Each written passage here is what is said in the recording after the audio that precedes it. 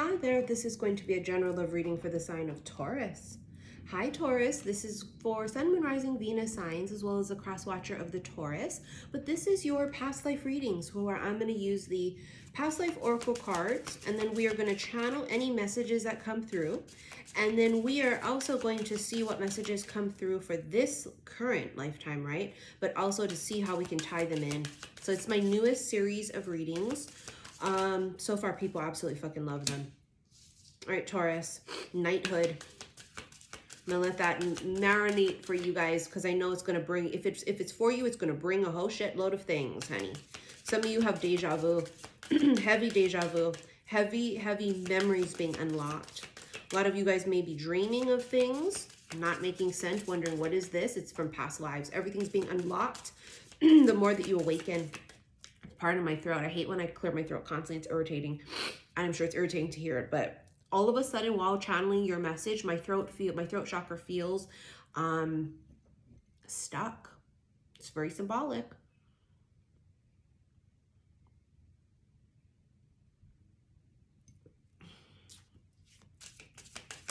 Very symbolic.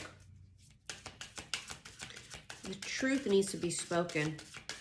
This knighthood here, someone, if it resonates with you, you're going to be obsessed with medieval times, knighthood. This is very Excalibur. You could be really super obsessed with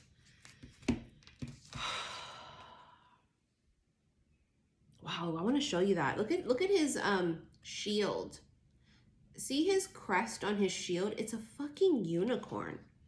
So for some of you guys, the unicorns might be pretty symbolic, okay? You may have always loved unicorns. Now, the horn on a unicorn is quite symbolic of the third eye. Third eye energy.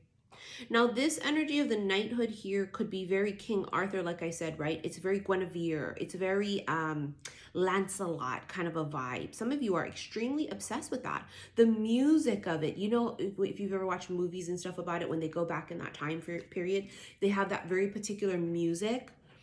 It kind of reminds me also of Shakespeare as well, Shakespearean times too, but the music of it, the way people have dressed back then, everything about it, the food of what they ate. Some of you may be watching on YouTube. Like I remember my daughter, I have a Virgo, and my daughter, she likes to watch random things on YouTube, but I remember one time she was watching like what people ate in medieval times, and this was a long time ago, and I was like, damn, and they would like recreate what they ate, and it was like very interesting to see how people cooked, what they ate. So you guys may be obsessed with that kind of shit, okay? There's this sense here of extreme honor with the knighthood. So in this particular lifetime, Taurus, for you, it's all about honor. It's all about that pride. It's all about seeing things through. This is your other person, okay?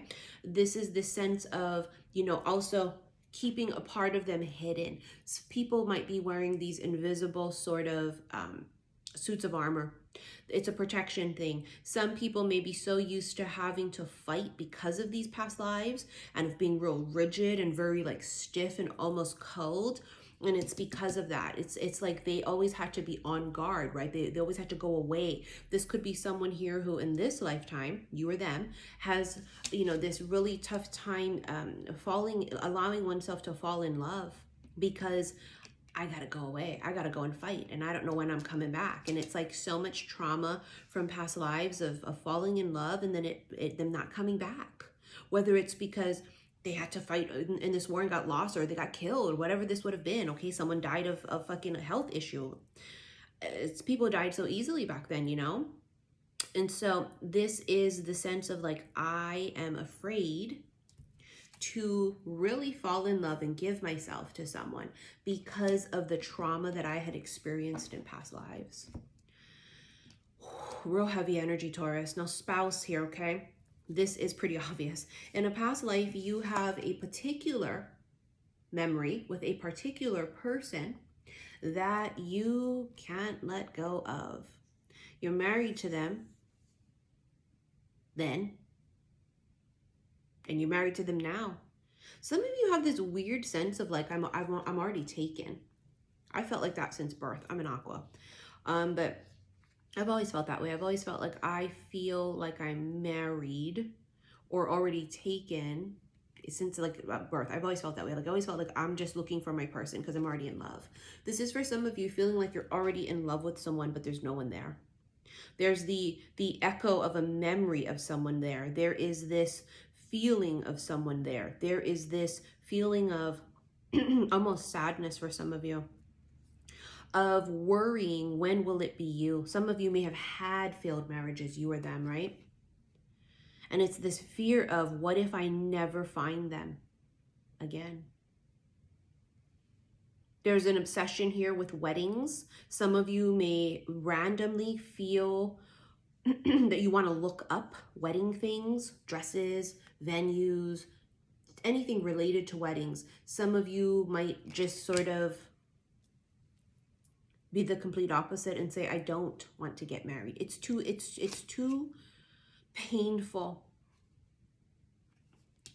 High priest or priestess. That's a bad bitch. Someone very extremely spiritual. Someone here who's extremely tapped into the divine, to source, to spirit, very tapped into magic.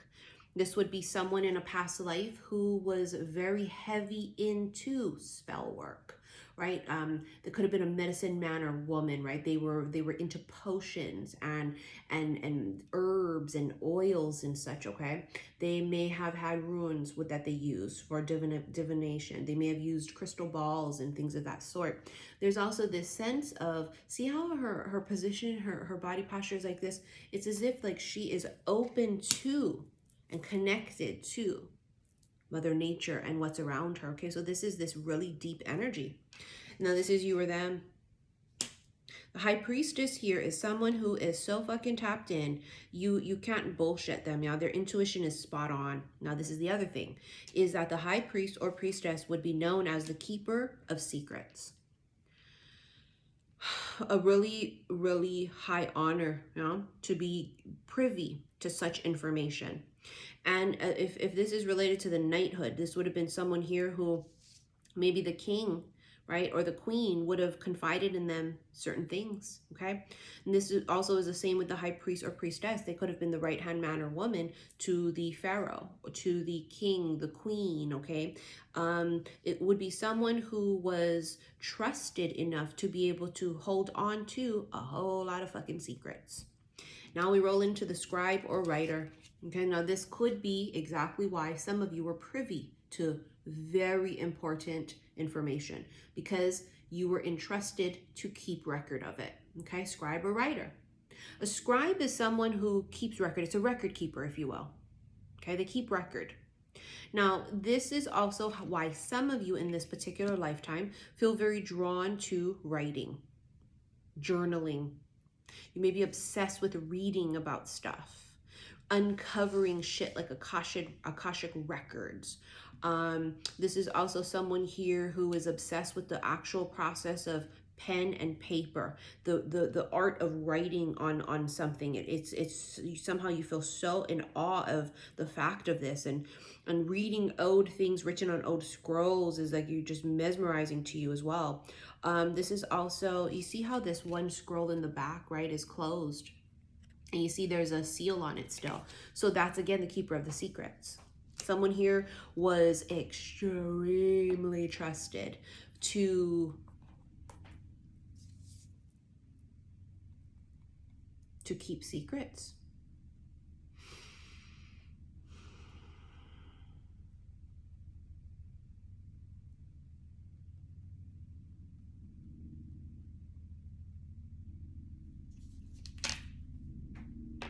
All right, let's roll into the tarot. For you guys, let's see, we're going to use the Wheel of the Year Tarot. Taurus, Sun, Moon, Rising, Venus signs. This is a Three of Pentacles. See, this is a work of art. Okay, that someone is painting this mural. Someone in this particular lifetime could be into art. They could be into paintings and such, right? They might, and also for someone here, there could be this memory of someone that they can't get out of their head. They don't know who the fuck they are. They've never met them before. It is this haunting memory of someone they don't know, or at least they don't think they do. See, it's how he's painting her. She is someone who, it reminds me of like in 50 First Dates. Remember how she would paint him?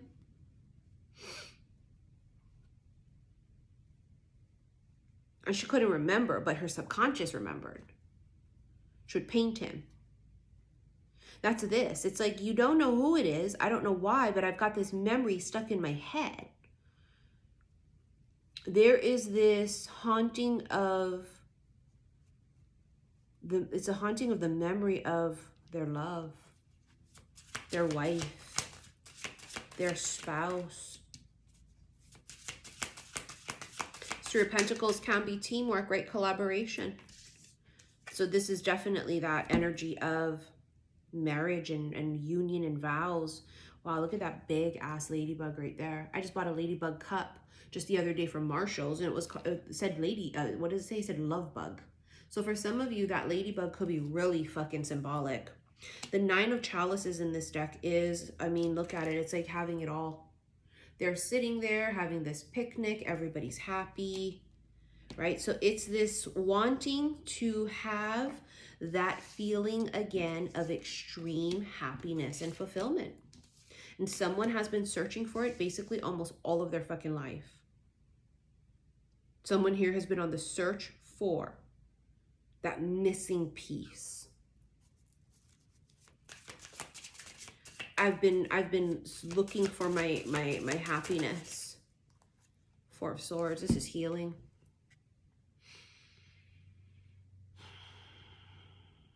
It's retreating. Let's see how this particular, it looks like a beaver or something, a possum or whatever. See how they're looking back? This is someone who's looking back, meaning back in time. You ever heard the saying, you don't know where you're going if you don't know where you've been? That's this. You don't know where you're going unless you know where you've been. Someone here is tapping into past life, possibly healing, regression. Someone here is going into like doing inner child healing, okay? There's this sense of healing the past, however that's going to relate to you, okay? There's something here also about winter or really cold environments.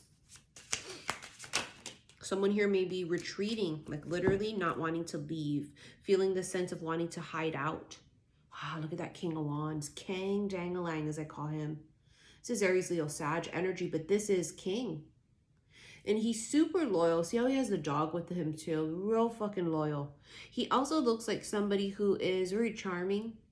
Right? He has that look of being charming. He has this look of being very royal and regal. You know, he has that kind of an energy. And here with the Princess of Swords, someone here is on the lookout. On the lookout. They're waiting for something. They're looking for something. I have a weird feeling they're looking out, and some of you could be, it's like stargazing. This could be looking up at the stars, but some of you are also on the lookout and have been looking for this person all of your life. Ace of Pentacles. This wreath here, it really feels Eastery. Something could happen during Easter, because doesn't it give you like an Easter vibe? I feel like it could be a literal bread wreath. I don't know why I saw bread, but this could be related to past lives. And past lives, that might have been a really big deal, that they had, you know, a bread in the shape of a wreath that could also mimic this lifetime as well. But there's definitely bread. I mean, it looks like it in the card, but I also see it in my head. It has an Easter vibe to it. There's something here. Ace of Pentacles can be abundance, right? It could be something new. It could be a new offer. It could be a new job. It could be moving, right? It's career change, things like that. But it has this sense of celebration. There's some kind of big celebration connected to that particular wreath and this energy. Whatever she's looking for, it feels like she finds it. She's looking for her fucking husband. You know, she's looking for this motherfucker. And she has been in almost every lifetime. And in some lifetimes, they've definitely found each other. But in some, they have not. See, this person is connected to that knighthood energy right here. You see that? This could be Knights Templar, also feels real relevant for some of them. You know, the secret societies and such could have been extremely important in past lives with the High Priestess, you know, with the secrets and such. This is Illuminati shit, you know what I'm saying? So this would be like the Masons and shit, right? Freemasons and what have you. So there's this sense of this man right here has great honor on him. People look up to him. They depend on him, right? He would be someone who has, and he doesn't feel like a bad ruler as well. He feels like someone who's really kind, very fair and just. Whew. Ace of Wands. Whew. That's a passionate new beginning, but that's also a spark. You see how the top of the wand, there's this burst of light there? It feels like there's a spark. It's a spark of a memory. And a spark of a memory creates this domino effect. It literally feels like the light bulb goes on, right? Ace of Wands can be a move that someone makes, like a bold move. But what it feels like is the first domino falls by remembering.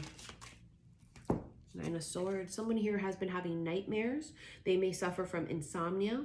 They may suffer from always repeating things in their head. They may have extreme anxiety, right? This could be social anxiety, and this kind of ties into the energy I felt earlier of retreating and sort of kind of hiding out, being afraid to go out there. A lot of people have social anxiety. I do. Mine comes from, you know, obviously past lives, but it comes from being in a really horrible relationship in this life. So for some of you guys, it could be that as well. You know, you just sort of have this energy of something's haunting you. The 10 of Chalices. See, you guys get it in this lifetime. You're the 9 and 10 of Cups. This is what someone is searching for in this life. Where is my fucking husband? I want my wife. Where are they? See, this is like the fairy tale. This is the energy of having it all. And so it feels like you've always been searching for this, and you get real close to it, but it's not it. Not it. Do I think you're going to find it in this life? If you do the work and you remember, because see, that's the thing, you could walk right by the love of your life, but if you guys don't recognize each other, nothing can come from it, right? It's about this acknowledgement and remembering healthy choices, making healthy choices in love and in life, self-love, self-care, and being happier. Some of you in this particular life decided recently that you are going to practice more self-love. This means that you're healing, doing inner child healing, right? We talked about that earlier, going within.